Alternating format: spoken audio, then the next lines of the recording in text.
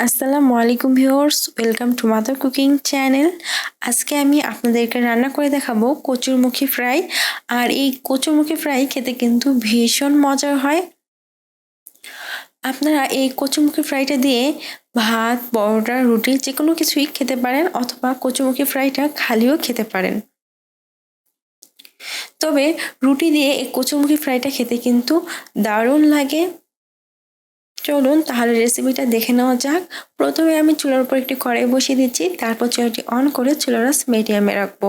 দিয়ে দিচ্ছি সয়াবিন তেল 1/4 কাপ, দিয়ে দিচ্ছি শুকনো মরিচ 4টি, এখানে আমি গোটা শুকনো মরিচ ব্যবহার করেছি। তারপর আমি এই শুকনো মরিচগুলোকে খুবই ভালোভাবে ফ্রাই করে নিব। এ সময় এই শুকনো মরিচগুলো খুব ভালোভাবে ফ্রাই হয়ে গেছে এবং এগুলো থেকে খুব সুন্দর একটা স্মেল বের হয়েছে। এখন আমি এর মধ্যে দিয়ে দিব ধনিয়া 1 চা চামচ, মৌরি 1 চা চামচ, দিয়ে দিচ্ছি কচুরমুখী। আর এই কচুরমুখীগুলো আমি খুব ভালোভাবে ছিলিয়ে গোল গোল করে কেটে নিয়েছি।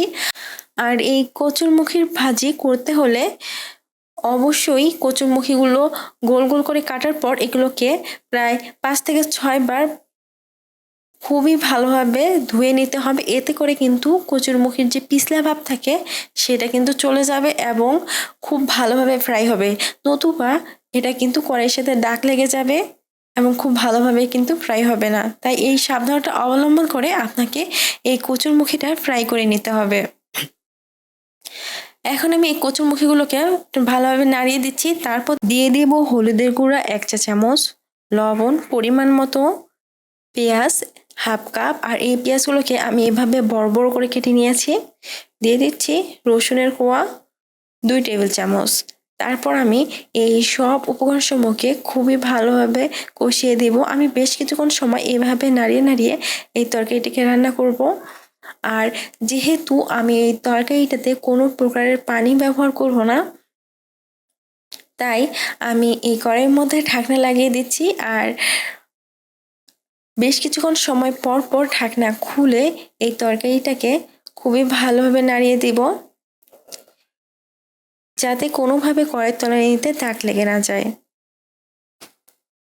আমি এই কচুর মুখিগুলোকে চুলার লো আঁচে খুবই ভালোভাবে রান্না করে নিচ্ছি।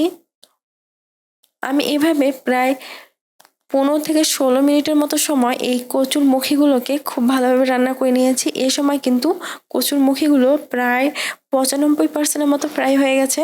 এখন আমি দিয়ে দিব কাঁচামরিচ 3টি, আর এখানে আমি গোটা কাঁচামরিচ ব্যবহার করেছি।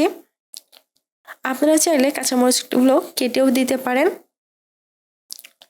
এখন আমি এটাকে খুব ভালোভাবে নাড়িয়ে দিচ্ছি, তারপর আবারও ঢাকনা লাগিয়ে দিচ্ছি এবং বেশ কিছুক্ষণ সময় পর পর ঢাকনা খুলে এভাবে নাড়িয়ে দিচ্ছি। এই সময় কচুর মুখিগুলো কিন্তু খুবই ভালোভাবে ফ্রাই হয়ে গেছে। এখন আমি চুলাটি অফ করে দিব। আর আপনাদের যদি মনে হয় কচুর মুখিগুলো খুব একটা ভালোভাবে ফ্রাই হয়নি বা কিছুটা শক্ত আছে, তাহলে চুলার আঁচটা একেবারে লো করে চুলার ওপর বসিয়ে রাখবেন, তাহলেই দেখবেন অটোমেটিক কচুর মুখিগুলো সিদ্ধ হয়ে গেছে। প্রিয় দর্শক, এই ছিল আমাদের আজকের রেসিপি। মাদার কুকিং চ্যানেলের আরও এক্সাইটিং রেসিপি নিয়ে আপনাদের সামনে আবারও উপস্থিত হব। ভিউয়ার্স, আপনাদের সকলকে অনেক অনেক ধন্যবাদ জানাচ্ছি পুরোটা সময় আমাদের সাথে থাকার জন্য। আমি উইশ করব আপনারা সবাই ভালো থাকবেন, সুস্থ থাকবেন এবং মাদার কুকিং চ্যানেলের সাথে থাকবেন। এই চ্যানেলে নতুন হয়ে থাকলে চ্যানেলটি সাবস্ক্রাইব করুন এবং ভালো লাগলে লাইক, কমেন্ট, শেয়ার করুন। ধন্যবাদ।